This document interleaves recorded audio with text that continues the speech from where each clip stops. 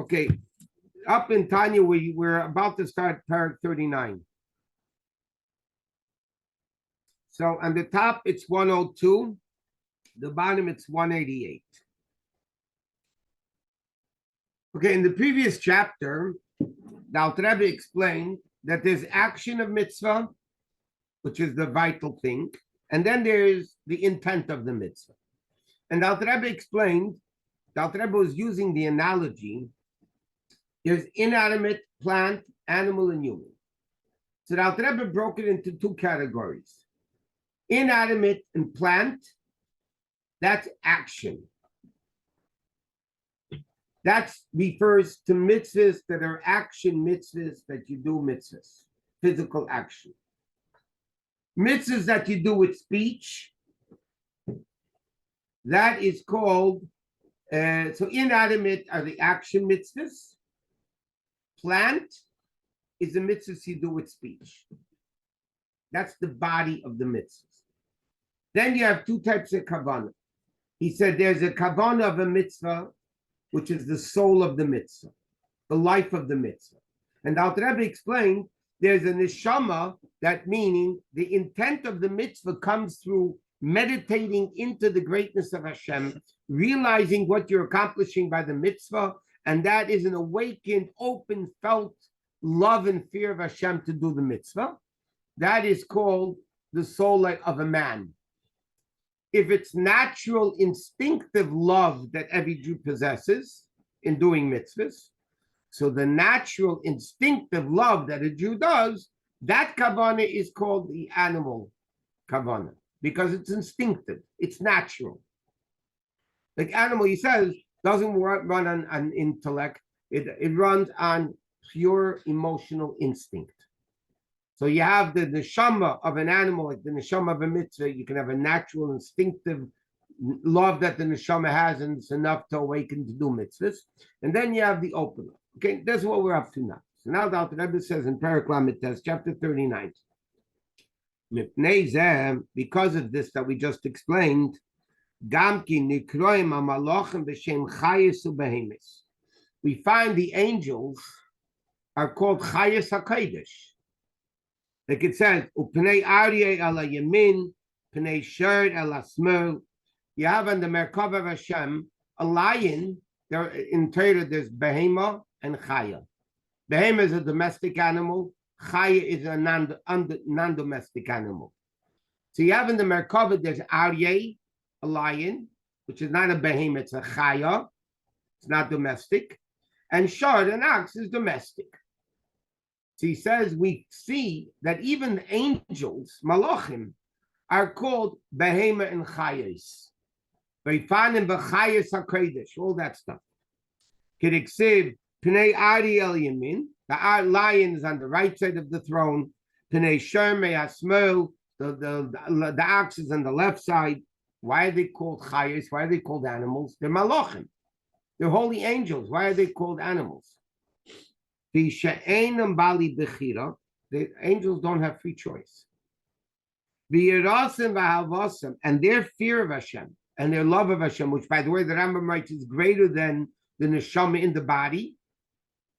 The tivius lahem, it's natural for them. It's instinctive. Like it says in the Zohar and Parshas Pinchas.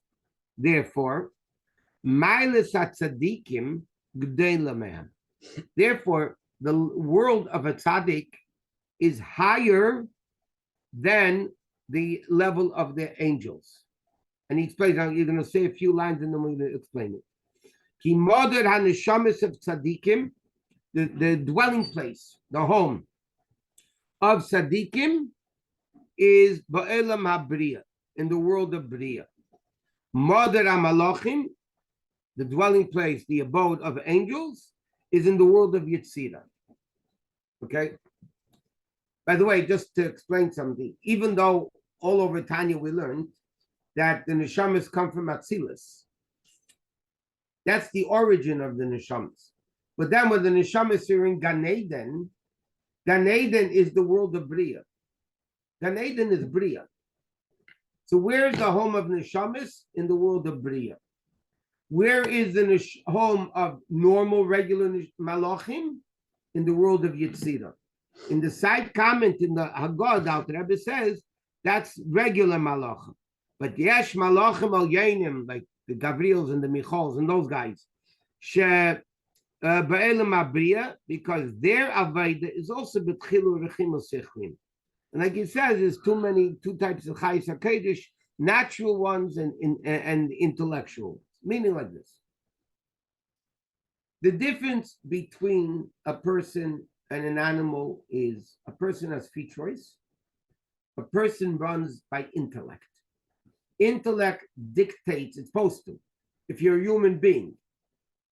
If you're an animal, you allow your natural instinctive feelings to control you. But a human being by nature is supposed to be controlled by intellect. The first brach of the Shemona Esrei we say, the first thing is God gives us seichel. Chachma bina das. The uniqueness of a person is seichel. Meditation, thinking in chachma bina, what's right, what's wrong, what needs to be done, what doesn't need to be done. Animals run completely on instinct. Malachim are also natural. They don't have bechira. Most malachim, except the exceptional malachim that he said. Most malachim are midos. They have ava v'yira. Michal is love of Hashem. Gabriel is gvura, yiras Hashem, the fear of Hashem. But they basically run on emotions of an instinct. They have no yetzer hara. They have no free choice. So this that they do is the way they were created to do. It's naturally instinctive within them. So malachim are called chayis hakodesh because the Alter Rebbe just got to explaining a love of Hashem that comes from the emotional aspect of Hashem, of the person and of Hashem. That instinctive is called the neshama of a behemoth in mitzvahs. If you have meditated into the greatness of Hashem when you do a mitzvah, that's the human neshama that's in the mitzvah. So you can have a neshama of a person doing a mitzvah, and that's why it's so important because you need the life of the mitzvah, but you can have a life of a mitzvah that's in an open, meditated type of form, or it can be naturally instinctive. So now the Alter Rebbe is going to explain what is the difference, why neshamas are in the world of Bria, and malachim are in the next world, lower, in the world of Yetzirah. And the Alter Rebbe explains like this. And I'm going to explain outside before we see it inside. The four worlds, Atzilus, Bria, Yetzirah, and Asiya, correspond with the four letters of Hashem's name, Yud, and the Hey, Vav, and the Hey. Okay? Yud is Atzilus, Hey is Bria, Vav is Yetzirah, and Hey is Asiya. Now, the name Yud-Kei Vav-Kei is Yud represents, the name Yud-Kei Vav-Kei represents all 10 spheres, all 10 attributes. Yud is Chachma, like Dr. Rabbi explained in the third parak of Tanya. Yud is Chachma, because what is a Yud? A Yud is a dot, right? The letter Yud in Hebrew is a dot.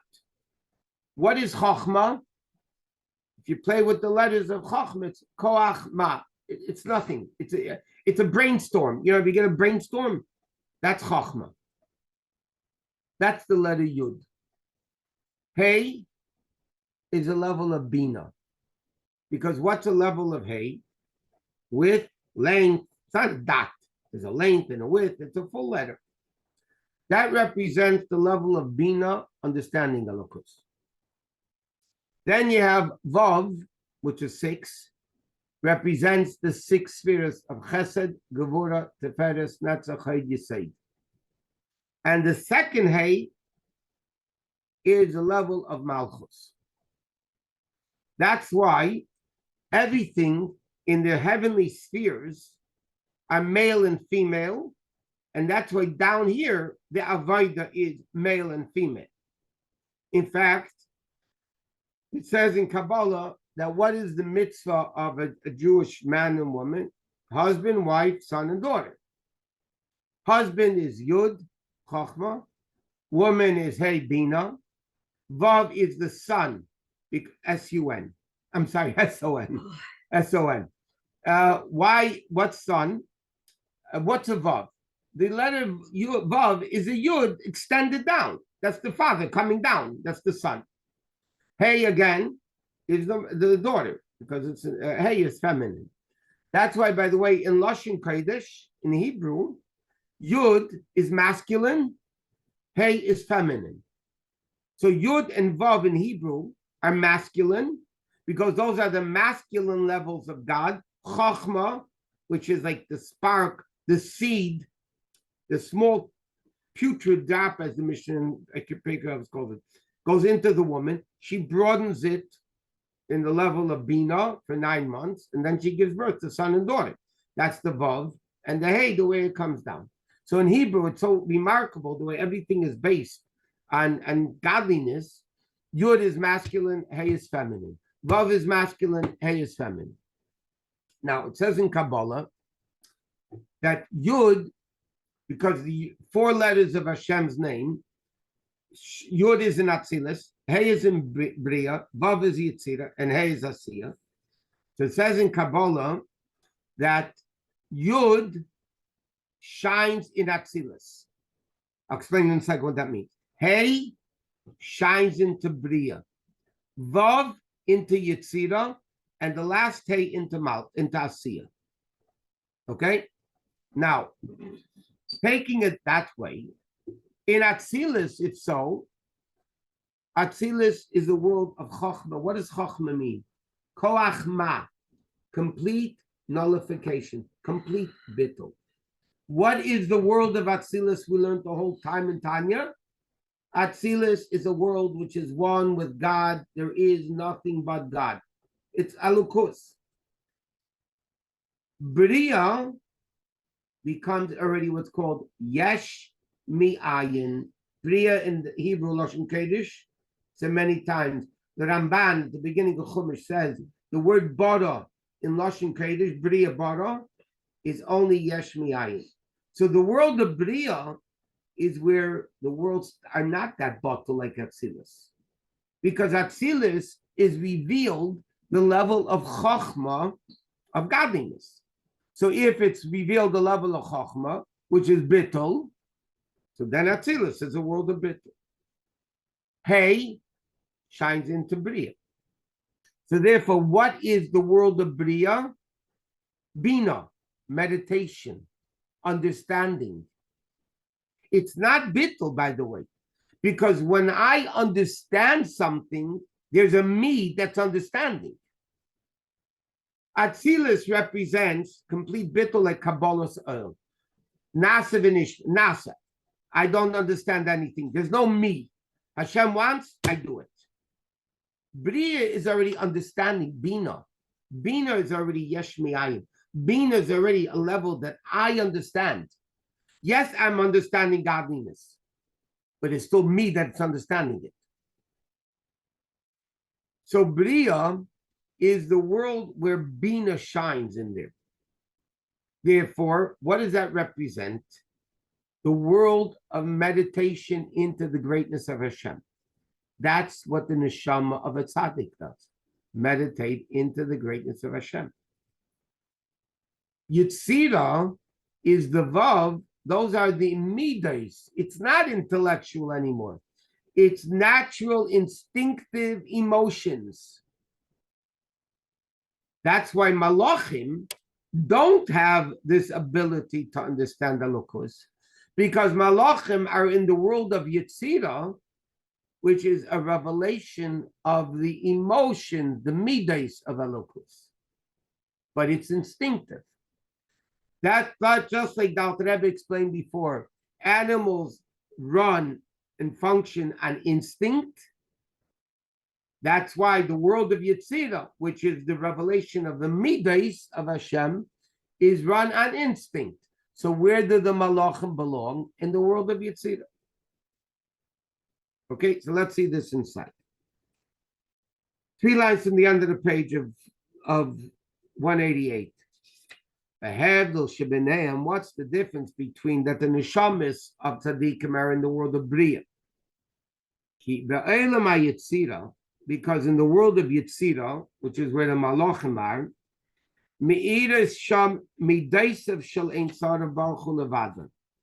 what, like we said before, what's revealed in Yetzira? Vav, Midas. Which is the love of Hashem and the fear and awe of Hashem. Okay, make sure cause a bit to like the Tikkun is there in the time of the Rizal say, the Shis Svidis Mekanin be Yetzira. Like we said, the Vav, the six Svidis, shine in the world of Yetzira. Therefore, therefore, this is the Aveda of angels. Tamid Yom V'Layla, constantly 24/7. Lo Yishke, they will not stop. Lo Yishketu, they will not stop. They will not rest. Lamed B'Yirav V'Fachat, to stand with fear and awe, meaning Machane Michal Gabriel, which is on the left, which is Yira, Gvura. And Avedas Machane Michal Hiyava. The body, the Aved of Michal is love of Hashem. Avo Ba'elam Abriya, that's in your world of Yetzira. So therefore, Michal is Ava, Gabriel is Yira, that's all Midas. That's the world of Yetzira. Avo Ba'elam Abriya. But in the world of Bria, Meir is Sham Chachmos, it be nice, it be Daita Shal Ein Baruch. In Bria, like we said, is revealed Bina, intellect. Not only is it intellect, Alter Rebbe says Bina, it's Chachma, Bina, and Das. Sheimaked Amidis, which Chachma, Bina, and Das is the source of the Midas. The aim, the Sheirish Lam, and the mother of the Midas, like he explained before. Okay, the Isa B'Tikunim, like the Tikkun Zayir says, the Ema Ilah, Ema means the mother of a Panhai, meaning Bina of Atzilus, Mekanina shines Betlas Sfirin, with the three Sfiras of Chachma, Bina, and Das, Bekirsaya into the world of the throne of the chair, which is Elam Abriya, the world of Bria. Let me explain another thing here. The world of Bria is called Elam Akise, the world of sitting. Atzilus is a world of standing. What's the difference between standing and sitting? When you get up for somebody, it's a sign of bittul, subservience, awe. Okay? Atzilus, which feels godliness, is called the level of Aimed. What happens when somebody sits? So they go downward. When you sit, you're not as tall as when you stand. So you go down. So therefore, Bria is called the world of sitting, Kisei, because it's a lower world. And when you sit, it's not the same level as Bittul of standing. Why do we stand by Shemona Esrei, by the Amida? Because then we're total Bittles, the world of Atzilus. You have to stand. Standing is Bittul.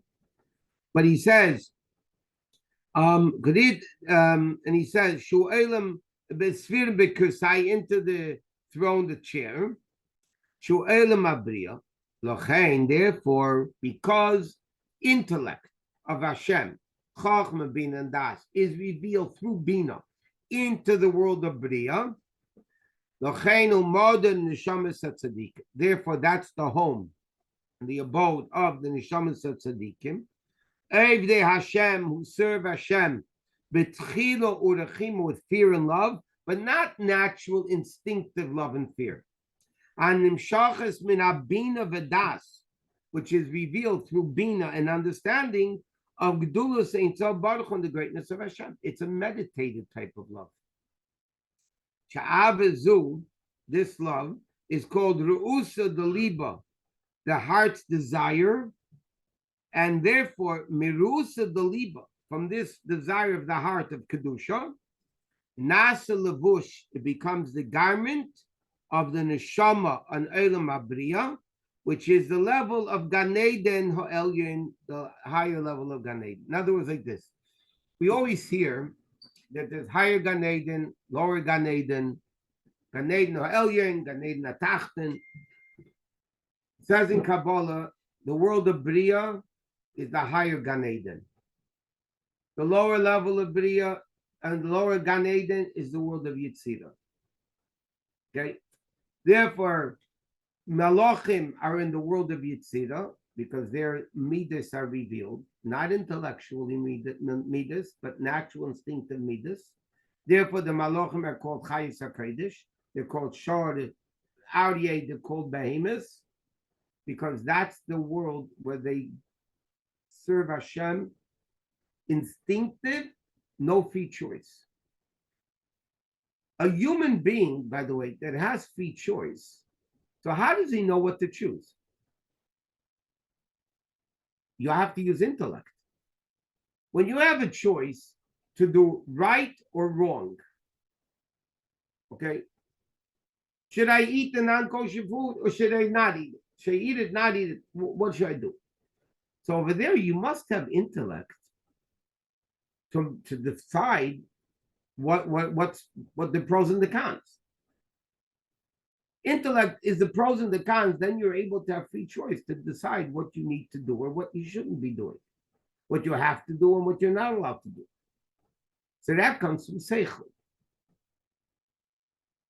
So therefore, the Rebbe is based on what we explained in Perek Lamed Ches, that there is instinctive midas, which is enough to do a mitzvah, but it's a lower level of kavanah.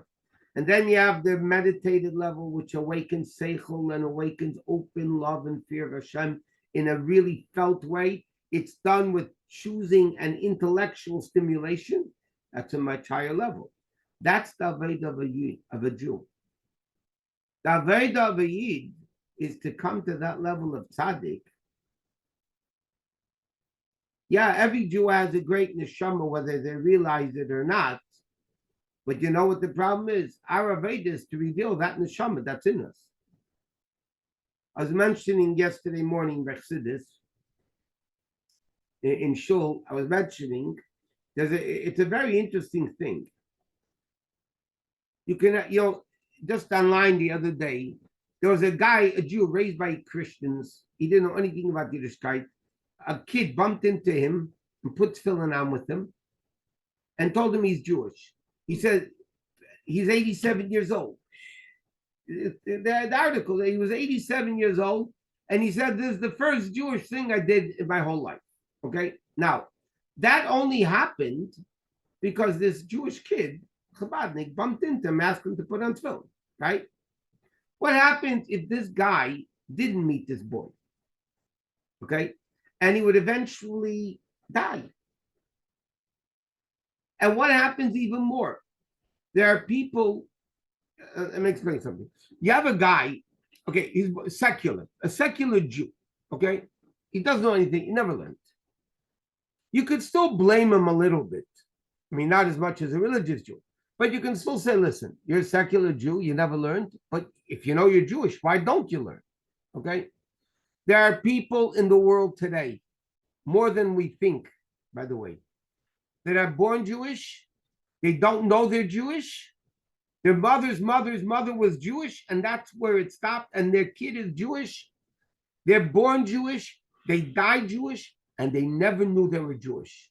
You can't even say to them, hey, it's your fault. If you're a Jew, go learn about it. They never even knew they were Jewish. Okay? But they are Jewish. Now, the question is, does this guy have a neshama?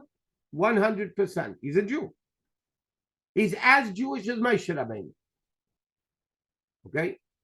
Now, what is the mission of that neshama coming into the world? Obviously, and this is God's business, trust me, we have enough headaches of our own. We don't need to mix into Hashem's business. Hashem, for some reason, this person had a mission. Because if not, Hashem wouldn't have put him in that situation. Hashem put this neshama into a situation that he knew nothing about mitzvahs, nothing about Judaism. He didn't know he was Jewish. But obviously, everything's for a reason. There's a reason why Hashem put that person. Maybe there was a certain mission that the only thing that was missing by that neshama was to do a favor to a particular person at a particular time. Who knows? There's a famous story with the Baal Shem Tov. In fact, there's a story once.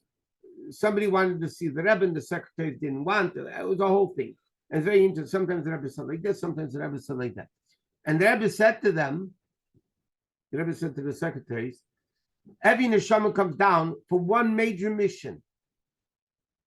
The Rebbe said to them, maybe my mission was to meet with this particular Jew. And you could have stopped it. How do you know? So anyway, I'm saying a neshama, whether a person is a secular Jew, or for that matter, they don't even know they're Jewish. They still have this level of a neshama within them. And this neshama is a part of Hashem. And this part of Hashem, whether we like it or not, is a holy Jew. But even though every person has a neshama, those that are aware of it need to do something about it. And even if you're unaware of it, you know, it's like you get a driver's license, you have to read a book with the laws. Now you get stopped by a cop for going through a red light, and you tell the cop, you know, I didn't even know you can't go through a red light. That's not an excuse, because if you got a license, you were supposed to read that book. You were supposed to know the law. That's the condition of getting a license, that you pass the test, meaning you know the laws. And the same thing in Yiddishkeit. Technically, a person needs to know the law. Now, it's Hashem's business to know how to reward or punish every person individually. That's his business. But what we need to know is that a Jew who is especially aware of Torah mitzvahs needs to create this open meditation, meditating into the greatness of Hashem on a regular basis. Or if the Alter Rebbe says in Igeres Tshuva, you can't do it once a week, whatever. But you should awaken this relationship of the neshama and Hashem, how far the neshama fell from godliness, all the way from the highest of levels, all the way down to the pits, and realize that Aveda. And there he says like this. But he says, that refers to the level of neshama, which is Meichen, the godless of Ein Sof Baruch, which is the intellectual. I'll explain in a second. Or Neshamas Yisrael. Okay, so let me explain this, and we're going to stop. We're going to start explaining it. We're going to have to continue next week more. There's 5 levels of the neshama: nefesh, ruach, neshama, chaya, yechida. The Gemara says, Chamisha Shemus Nikro. The Medrash says, Chamisha Shemus Nikro. Neshama has 5 names. We learned many times, you don't need 5 names for the same thing. Okay? So obviously, Chassidus explains, there's 5 levels of the neshama. Now, there is nefesh, which means the action level of the neshama. Ruach is the emotional levels of the neshama. Neshama is the intellectual level of the neshama. Okay, and then you have chaya, which is the willpower of the neshama, and then yechida, which is the essence of the neshama. Hainu, pleasure, the essence of the neshama. So the Rebbe now is going to discuss that when you're talking about neshamas, there's level of nefesh and ruach and neshama. So neshama of the neshama is the intellectual meditating levels. So when those tzaddikim meditate on that level, they go up to bria. But what happens to people that only serve Hashem with the ruach, with the midas? He says they only go up once a week on Shabbos. In other words, what do the Av and Yira do? What are the wings? They pick up the neshama, they elevate the person. So if you run with intellect, then you're extremely high. If you're only doing it with natural instinctive things, that's the ruach of the neshama. So then it's not the same elevation as it is in the level of tzaddikim. So then he says that happens to the neshama when it comes the level of Shabbos and Yom Tov, the Chodesh. That's when it Okay. Anyway, Amir Tashem Monday night. First of all, everybody have a great Shabbos. Monday night will be across in Hashem at 8 o'clock. And everybody have a great Shabbos. It's Shabbos Rosh Chodesh. The month of Adar is starting. It should be a month of 2 others. The Rebbe explains it's 60 days of Simcha. 2 months, 60 days of Simcha. We should only hear good news, and everybody